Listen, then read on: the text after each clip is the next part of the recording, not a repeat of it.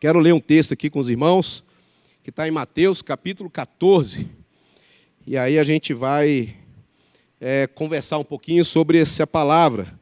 Mateus 14, do verso 22 ao 33.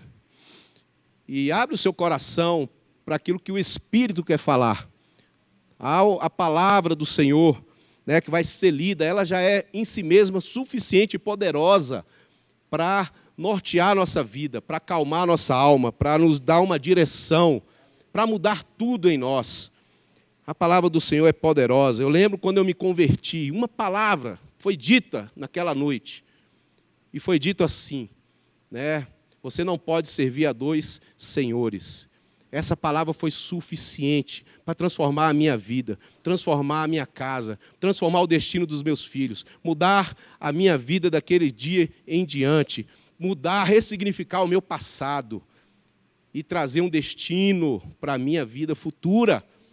A palavra de Deus é poderosa e é nessa expectativa que nós estamos aqui, na palavra, nessa palavra aqui. Então, eu vou fazer a leitura e você vai acompanhando aí na sua Bíblia. Mateus 14, do 22 em diante, diz assim: Logo a seguir, Jesus fez com que os seus discípulos entrassem no barco e fossem adiante dele para o outro lado, enquanto ele despedia as multidões. E tendo despedido as multidões, ele subiu ao monte, a fim de orar sozinho. Ao cair da tarde, ele estava só. Entretanto, o barco já estava longe, a uma boa distância da terra, açoitado pelas ondas, porque o vento era contrário. De madrugada, Jesus foi até onde eles estavam, andando sobre o mar.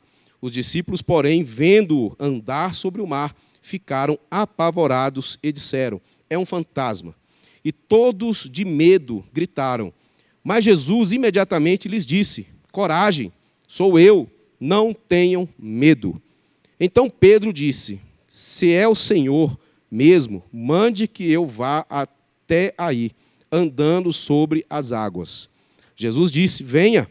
E Pedro, descendo do barco, andou sobre as águas e foi até Jesus. Reparando, porém, na força do vento, teve medo e, começando a afundar, gritou: salva-me, Senhor. E prontamente Jesus, estendendo a mão, o segurou e disse: homem de pequena fé, por que você duvidou? Subindo ambos para o barco, o vento cessou, e os que estavam no barco o adoraram, dizendo: verdadeiramente o Senhor é o Filho de Deus. Bom, meus irmãos, essa palavra eu já tenho estado andando nela, lendo ela há alguns dias, e interessante quando você começa a ficar um tempo num texto, parece que o Espírito Santo começa a mostrar ele em outros lugares também, outras pessoas comentam, falam, músicas são cantadas em cima desse texto. Tem uma série de coisas que vão testificando a palavra do Senhor para o nosso coração, né? E aconteceu isso comigo. E eu, meditando e lendo esse texto, o que o Espírito trouxe ao meu coração com relação a esse momento da história, né, de Jesus com os seus discípulos, foi do momento que Jesus quis levar aqueles homens a um outro momento da sua fé, da sua caminhada com Ele. Isso é interessante porque Jesus é assim. Jesus não nos chama para ficar no mesmo lugar. A nossa caminhada com Cristo é uma caminhada crescente, né?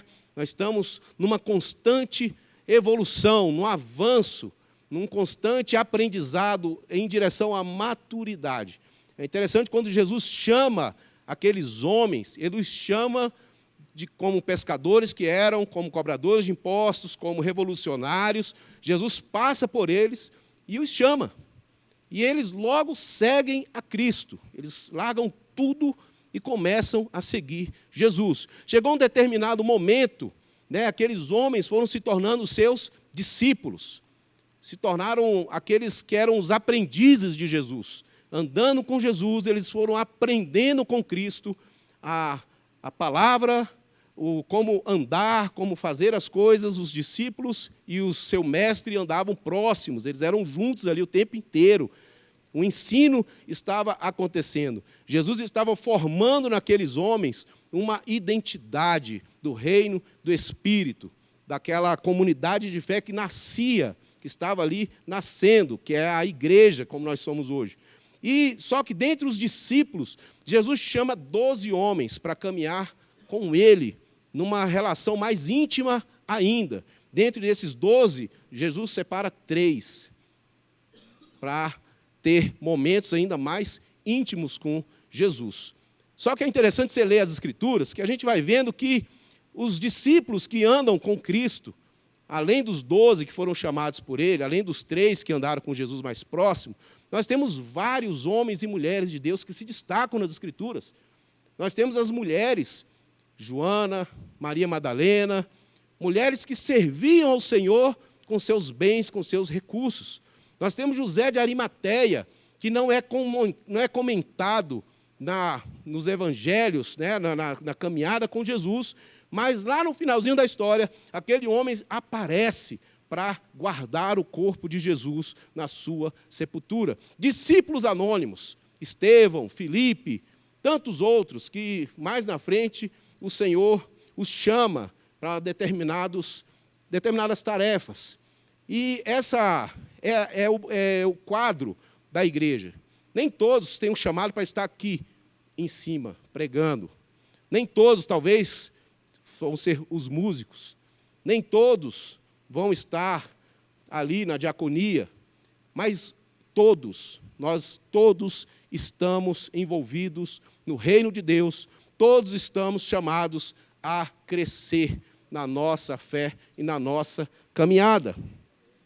Interessante que no capítulo 13, Jesus, ele faz essas mudanças. Quando você vai lendo os evangelhos, você começa a perceber a maneira como Jesus vai fazendo as transições com aqueles discípulos. Mateus 13, ele vai falar sobre as parábolas. Nós temos várias parábolas ditas aqui, ensinadas aqui, mas o fato é que Jesus fala por meio de parábolas, mas aos seus discípulos, ele chama eles no canto e abre o mistério.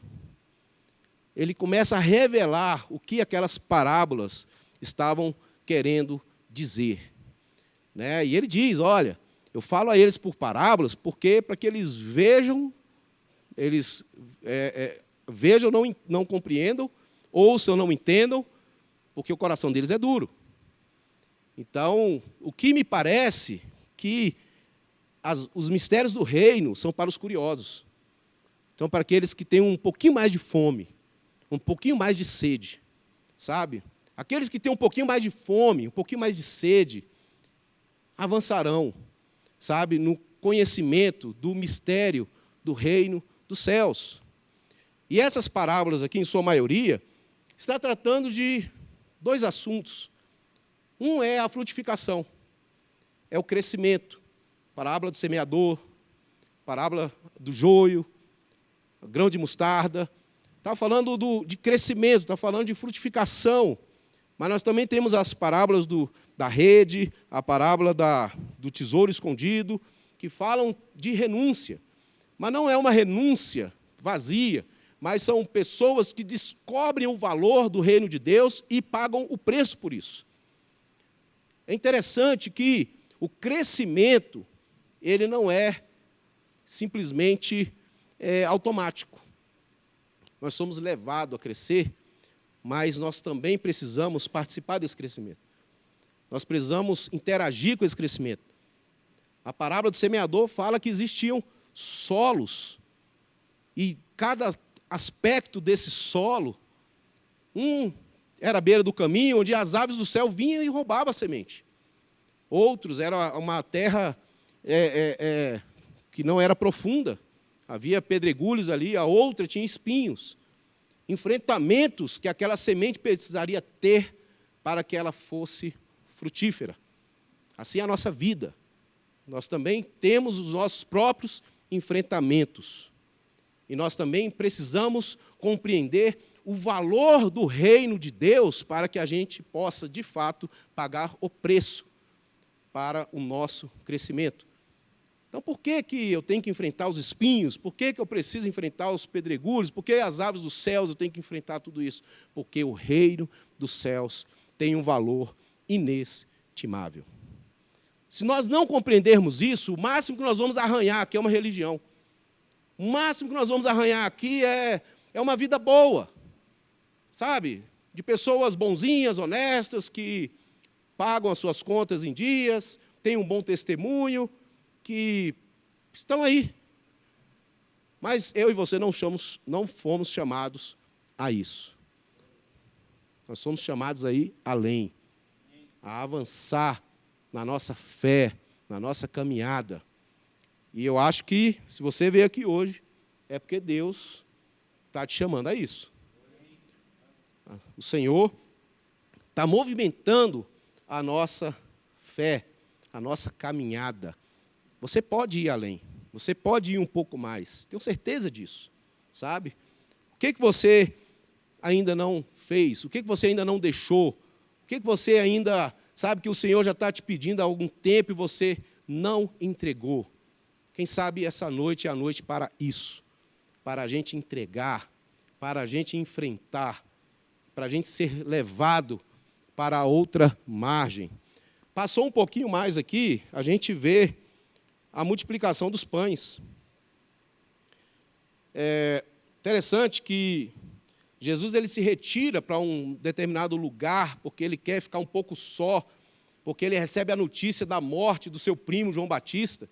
Ele é rejeitado em Nazaré, e ele sai dali e recebe a notícia da morte do seu primo João Batista, e ele quer ficar um pouco só, mas as multidões iam até Jesus, onde ele estava. O povo estava faminto, estava sedento. E quando Jesus viu aquela multidão, o seu coração, que estava entristecido por conta do seu primo, João Batista, que havia falecido, Jesus ele pega aquela tristeza toda e torna aquilo em compaixão. Ele olha aquela multidão e vê que eles são como ovelhas que não têm pastor. Ele cura os seus enfermos, ele prega o reino dos céus para eles, e no final do dia, a hora de despedir, os discípulos vêm e falam, olha, já é tarde, libera esse povo para ir comer.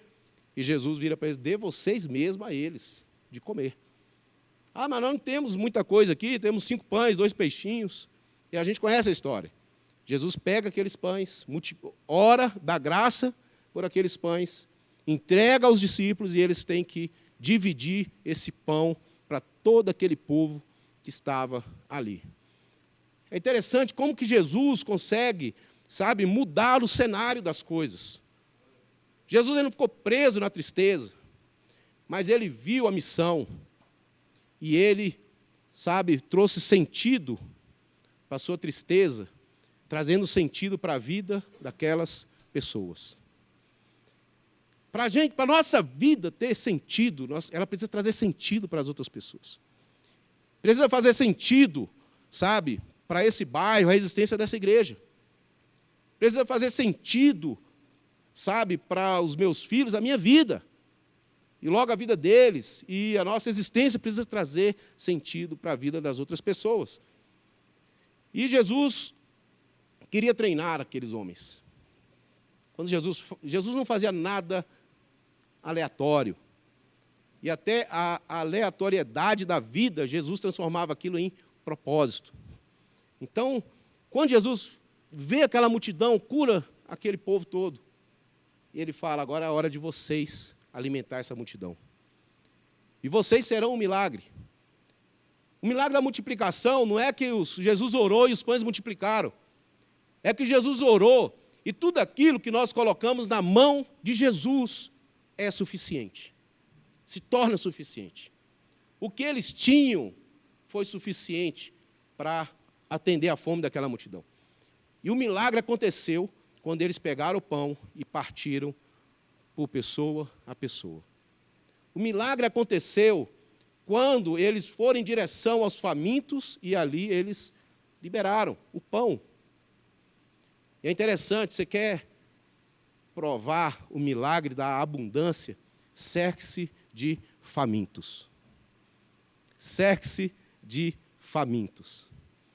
A gente trabalha com gente de rua, vocês sabem, e às vezes está no nosso trabalho de missões, nos lugares aí pelo Brasil afora, E a gente para numa praça e a gente olha para aquele povo todo ali se drogando, enlouquecendo, todo mundo ali muito louco, virado de vários dias. A gente olha para aquele povo, se compadece deles e fala assim, o que a gente pode fazer? E a Maria, Deus deu um dom para ela. O dom que a Maria tem é alimentar o povo. E lá em Alto Paraíso do Goiás, numa cidadinha chamada São Jorge, nós fizemos um almoço para 80 pessoas, estava na praça, sem fogão. A gente não tinha absolutamente recurso nenhum. Mas a panela que a gente tinha foi suficiente. O fogãozinho de 2 bocas que a gente tinha foi suficiente. O rateio que a gente fez para comprar o frango e o arroz, que foi uma galinhada, foi suficiente, porque colocamos aquilo nas mãos de Jesus. E uma grande multidão foi alimentada, não só no físico, mas também no seu espírito, na sua alma. Então, meus irmãos, aquilo que você tem é suficiente para começar. Não fique esperando as coisas estarem todas prontas. Nós precisamos aprontar as coisas. Não fique esperando Deus te entregar alguma coisa. Não, pegue aquilo que você tem e entregue a Deus. Porque é assim. Infelizmente, nós temos sido moldados pelo sistema desse mundo.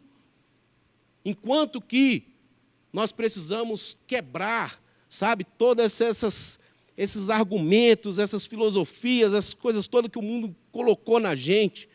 Nós precisamos, sabe, que isso tudo seja quebrado na nossa vida, sabe, para que a gente possa viver a realidade do reino de Deus. É outro lugar, é outra história, sabe? É outro movimento. E nós não estamos aqui para viver uma religião, mas nós estamos aqui para viver o reino. E Jesus, depois que esse povo todo é alimentado, Jesus vira para os discípulos e fala assim, entra no barco e passa para o outro lado. É aqui que a coisa começa a esquentar para os discípulos. Porque depois de aprender sobre multiplicação, depois de aprender sobre o valor do reino, depois de aprender sobre pães multiplicados, tudo que você entrega a Jesus, aquilo é suficiente. Depois que eles viram e aprenderam tudo isso, estava na hora deles entrar no barco e passar para o outro lado. E eles então vão. E Jesus sai para um lugar e vai orar. Eu gosto disso. A maneira como Jesus é didático. E não ignore o fato que Deus está no controle das coisas. Não ignora. A gente, às vezes, quer controlar tudo. E a gente cria vários meios, para a gente não ter que passar por certas situações. E, às vezes, quando as situações batem à nossa porta, às vezes a gente repreende Satanás, a gente arruma uma briga com a carne, e a gente esquece que, às vezes, é Deus que está empurrando o nosso barco para o outro lado. Ventos, tempestades, bateram naquele barco, e Jesus, depois que termina a sua conversa com o Pai, ele atravessa aquele mar e vai em direção ao barco, de uma maneira também que nunca foi vista. Como assim? Alguém andando sobre as águas. E os discípulos, já marinheiros, muitos ali já eram do mar, homens experimentados, sabiam exatamente o que significava aquele trecho que eles estavam passando de um lugar para o outro ali. Eles conheciam aquele espaço, eles sabiam conduzir o barco, mas eles precisavam agora saber resolver os seus problemas de outra forma, de outra maneira. E Jesus, quando ele vem até os discípulos, e eles ficam apavorados, é o que o texto diz. Os discípulos, porém, vendo andar sobre o mar, ficaram apavorados e disseram, é um fantasma. E todos, de medo, gritaram. Imagina essa cena. Eu ficaria também. De repente, vê um ser andando na água, o negócio já não está fácil. A onda vindo, o vento soprando, de repente, um fantasma vindo. Pois é, essa é a máxima, Gente, imagina aquele povo vendo aquele homem andando sobre as águas. Eu quero abrir um parêntese aqui. Irmãos, todo processo de crescimento, ele é meio que traumático. Ele é, às vezes, compulsório. Porque é da nossa natureza relaxar. É da nossa natureza ficarmos nas zonas de conforto. É da nossa natureza não enfrentar as coisas que estão ali, né? Então, vamos mexer com isso não? Vamos tratar com isso não? Deixa o jeito que está mesmo. Vai mexer, vai piorar. E a gente vai deixando a vida me levar. Vida leva eu, né? Só que com Jesus não é assim. Jesus, às vezes, nos impulsiona. Ele nos coloca no barco e fala, vai, atravessa aí que depois eu vou. E no momento de crescimento, os fantasmas aparecem. Nos momentos de virada da nossa vida, os fantasmas da nossa alma, do nosso coração, eles tendem a vir nos assombrar, sabe? E é interessante que isso aqui era uma realidade naquele tempo. Havia folclore daquela época sobre lendas de pessoas de fantasmas que apareciam e iam oprimir os marinheiros. Havia muitas conversas sobre isso. Não sei se você sabe, mas os navios dos vikings tinham aquelas carrancas na proa que era para espantar os maus espíritos que ficavam no mar. Não é o caso aqui dos discípulos, né? Os vikings faziam isso. Eles colocavam ali aquelas imagens, aquelas figuras. Quanto mais estranha, mais feia, mais amedrontadora, melhor. Porque aquilo espantava os maus espíritos que haviam no mar. E os discípulos foram abordados por isso. Espera aí, é um fantasma. Será que aquela lenda é uma real? Nós estamos vendo aqui agora. E a minha pergunta aqui hoje é, quais são os fantasmas que estão vindo te assombrar? Quais são as culpas que estão martelando na sua cabeça quando, né, você está nesses processos da vida? É impressionante o poder da culpa. E sabe qual que é o medo de todo o medo? O medo dos medos é o medo da morte. O medo da morte. O medo da morte é o medo dos medos. Agora, a morte ela se apresenta na nossa vida de várias formas. Ela se apresenta muitas vezes no medo de perder. Às vezes a gente morre de medo de perder. Às vezes a gente morre de medo de ser rejeitado pelos outros. Isso é a operação da morte. É um medo de não ser suficientemente bom para aquela determinada situação. Medo de perda, medo de não dar conta, medo de não ser suficiente, medo de, de ser rejeitado. Quais são os fantasmas que estão atormentando a sua mente? Que estão atormentando o seu coração? Quais são os fantasmas que estão dizendo para você que o sangue de Jesus não é suficiente para te perdoar? Quais são as culpas que você está carregando que te travam, te bloqueiam, não permitem que você seja a pessoa que Deus chamou você para ser? Irmãos, sabe quantos ministérios estão mortos? Sabe quantos chamados foram abortados? Sabe quantas vidas estão paralisadas num banco de uma igreja? Porque elas não se sentem prontas, não se sentem capacitadas, não se sentem, a pessoa certa para determinada situação. Sabe quantas e quantas e quantas? Alguém já disse que o lugar mais rico é o cemitério, porque lá estão livros que não foram escritos, músicas que não foram gravadas, ministérios que não nasceram, tudo lá, enterrado. E muitas pessoas já estão cheirando mal em vida, porque morreram há muito tempo. Só não enterrou. Mas, sabe, o Senhor, Ele provoca isso no nosso coração. Eu fui um cara nos anos 90, que minha época de hippie, de estrada, eu rasguei literalmente os meus documentos. Na época era o SIC, né? A gente já está meio velho, né? É o SIC, né? Identidade. Peguei aquilo, rasguei, falei, quer saber, vou viver a loucura da vida, vou pegar a estrada, liberdade, proibido proibir, negócio de governo, para que tudo isso?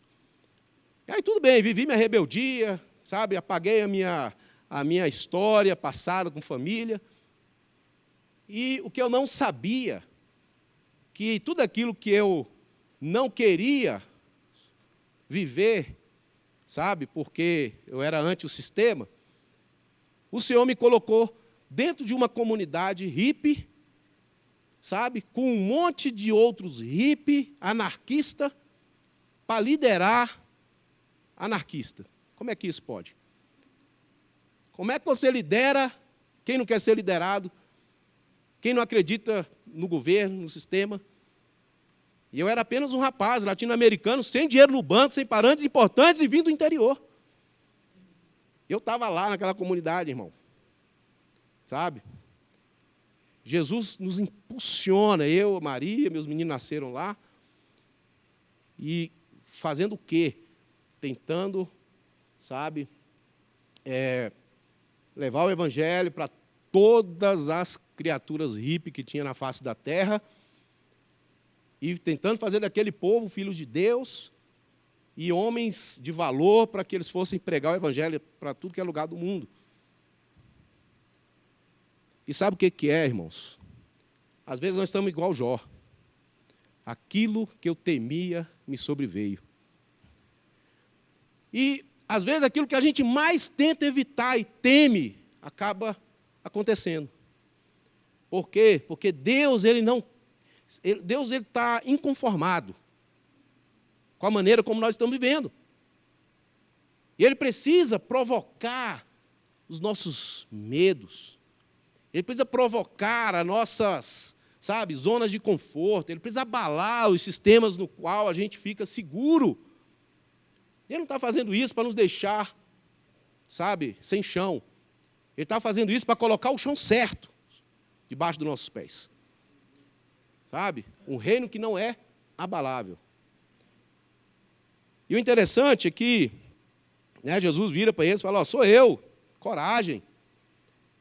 Sou eu, não tenho medo. Então Pedro disse, se é o Senhor mesmo, mande que eu vá até aí, andando sobre as águas. Jesus disse, venha. Pedro, descendo do barco, andou sobre as águas e foi até Jesus. Alguém já disse que coragem é medo em movimento. Porque Deus não, os nossos medos, eles estão aí. Nós não vamos ignorá-los, mas nós precisamos nos movimentar. Coragem é medo e movimento. E se a coragem é a mãe de todas as virtudes, porque para você ser bom, você tem que ser corajoso.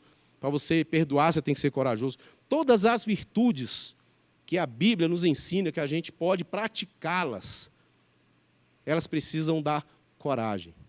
Coragem é a mãe de todas as virtudes.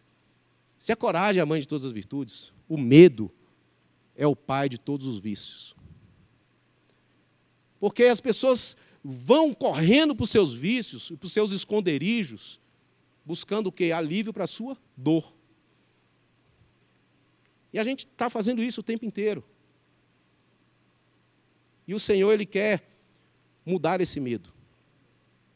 Pedro, ele precisou colocar o medo dele em movimento, de pisar naquelas águas, mesmo diante daquelas tempestades, daquelas ondas e daqueles ventos, que quando ele olhou para aquilo, ele começou a afundar. E Jesus chama a atenção de Pedro e fala, uai, Pedro, por que você duvidou? Né? Ele diz aqui, começando a afundar, gritou: salva-me, Senhor. E prontamente Jesus, estendendo a mão, o segurou e disse: homem de pequena fé, por que você duvidou? Irmão, a dúvida não é outra coisa senão o ouvir a voz do medo. A fé vem pelo ouvir, o ouvir a palavra de Cristo. Se a fé vem pelo ouvir, a dúvida também vem pelo ouvir. E a gente precisa aprender a nos manter leais à palavra, à voz de Deus, aquilo que o Senhor nos chamou a viver. Seja fiel a isso, seja leal ao que a palavra diz. Sabe? Porque a fé ela vem pelo ouvir. Mas o medo vai gritar para nós. Nosso medo vai ali se levantar. Mas lembre-se, coragem é medo em movimento. Ouse acreditar em Deus. Ouse acreditar em Cristo. E nós vamos provocar os milagres. Quando Jesus puxa Pedro pela mão e o levanta, ele entra no barco e aquela tempestade passa, cessa. E aqueles discípulos se colocam numa posição de adoração. Eles dizem, eles estavam, e os que estavam no barco o adoraram, dizendo: verdadeiramente o Senhor é o Filho de Deus. Eu quero conectar duas coisas aqui, irmãos: amor e temor. Temor e amor. Porque, como o Juninho falou no começo, o temor a Deus é o princípio da sabedoria. O temor vai regular os nossos medos. Temor a Deus. É interessante a quantidade de homens na palavra de Deus, nas Escrituras.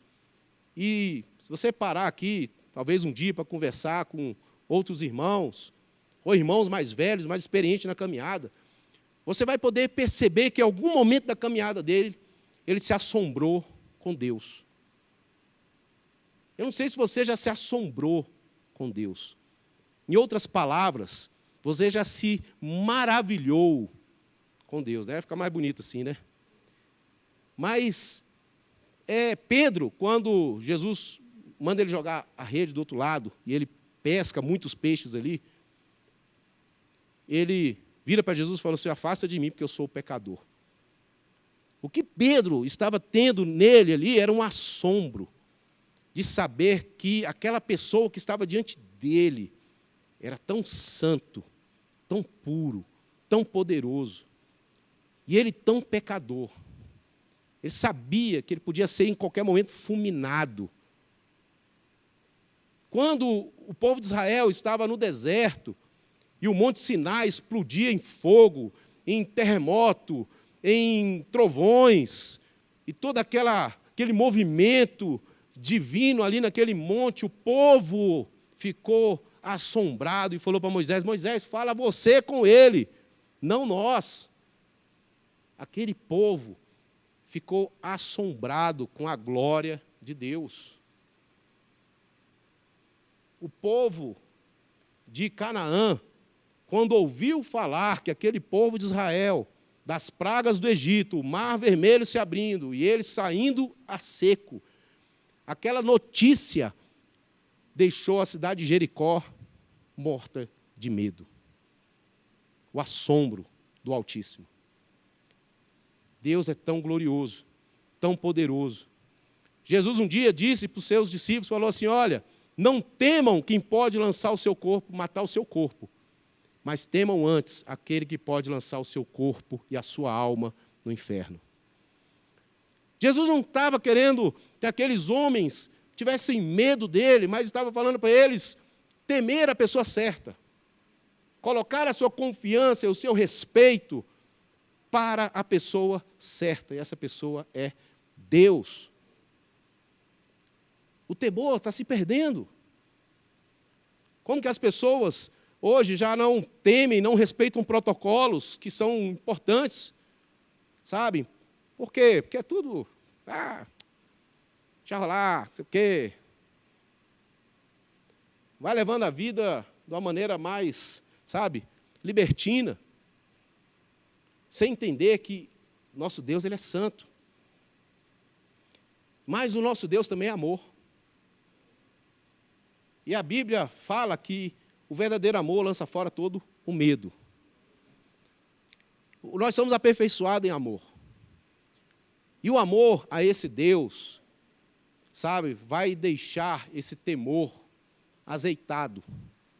Porque, ao mesmo tempo que esse Deus é poderoso, que o Monte Sinai explodiu lá em fogo, em terremoto, em nuvem, e aqueles raios, trovões, ao mesmo tempo que tudo isso acontecia, eles sabiam que aquele Deus todo-poderoso os amava.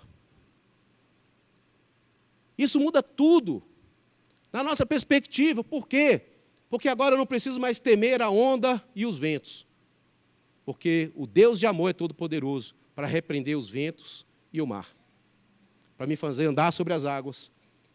Para lançar juízo sobre os deuses, os falsos deuses do Egito, que me atormentam.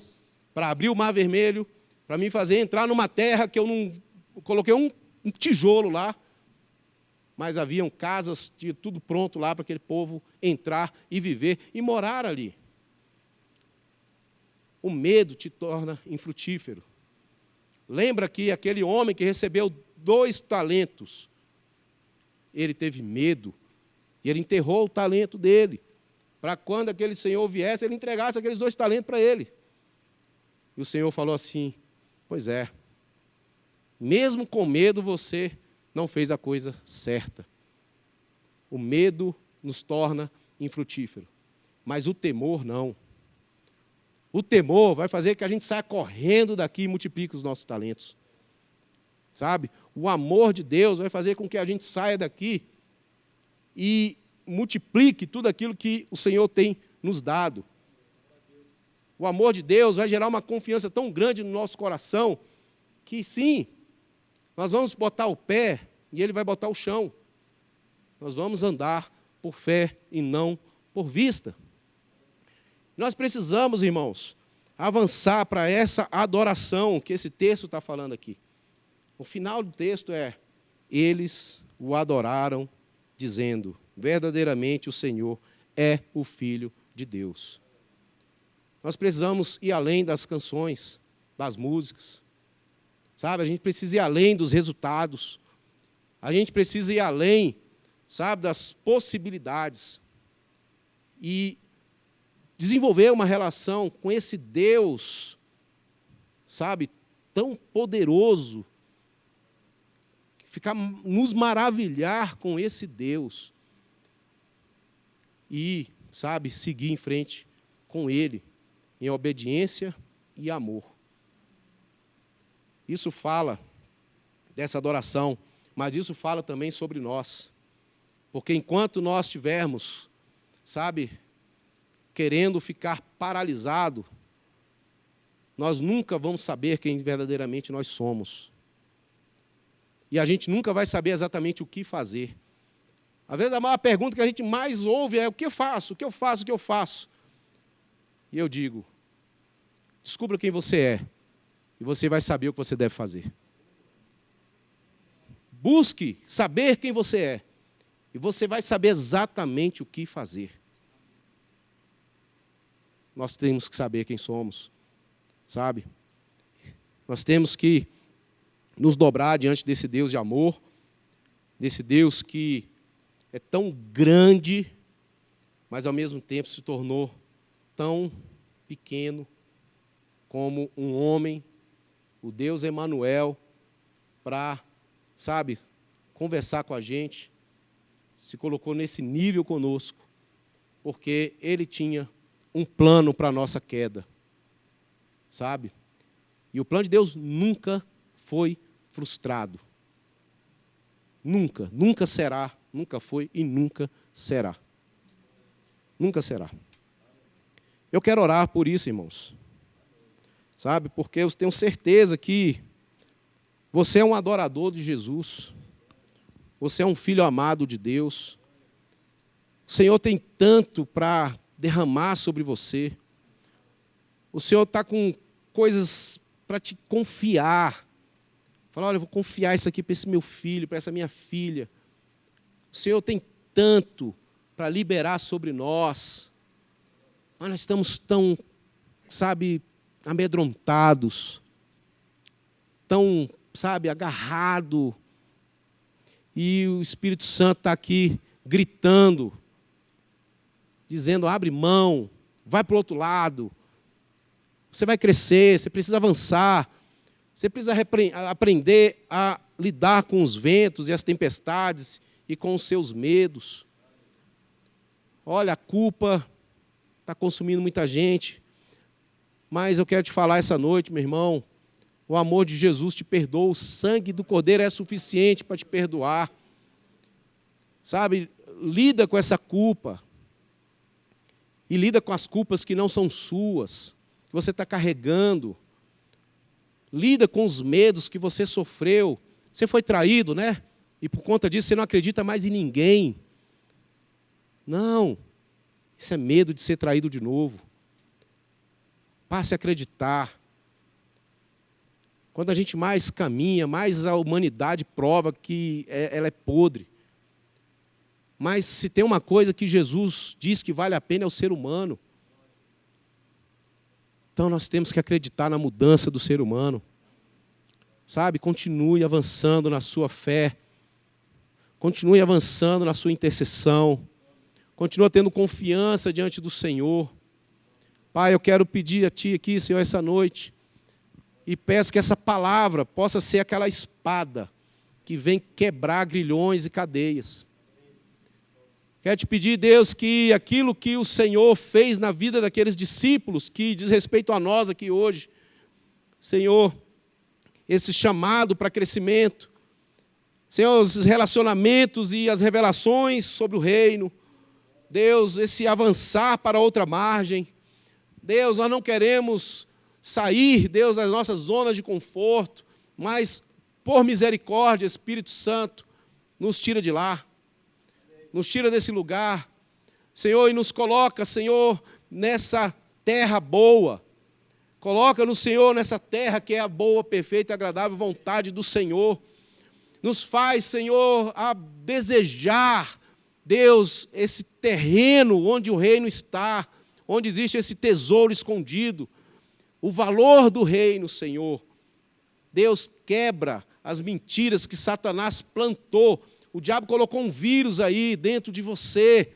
E nós queremos nessa noite, em nome de Jesus, que esse vírus seja lançado fora. Que o seu sistema, que haja um reset. E a mentalidade renovada do reino, do céu, possa estar descendo sobre você. Uma mente renovada, uma mente cheia do conhecimento da glória de Deus. Um espírito animado, uma alma animada, uma alma vigorosa.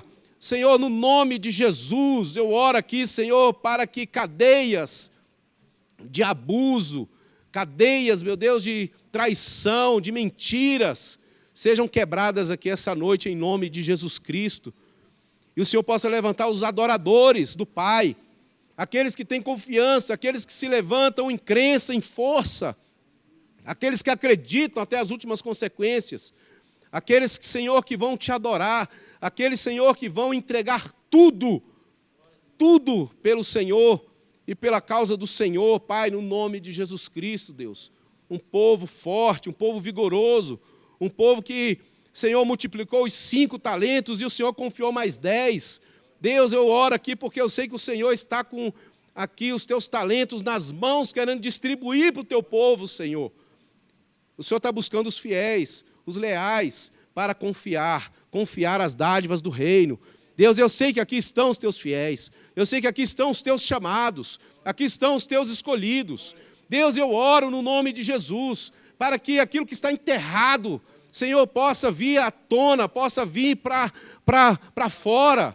Senhor, faz brotar, Senhor, toda semente aqui, Deus, com poder e glória, no nome de Jesus Cristo, Senhor, com a força do reino do Senhor.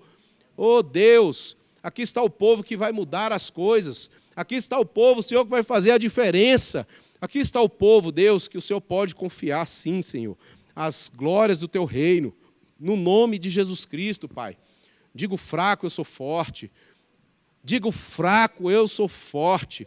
O Senhor está liberando sobre você a força dEle, a graça dEle, porque não é você, é Ele, não é sobre nós, é sobre Ele.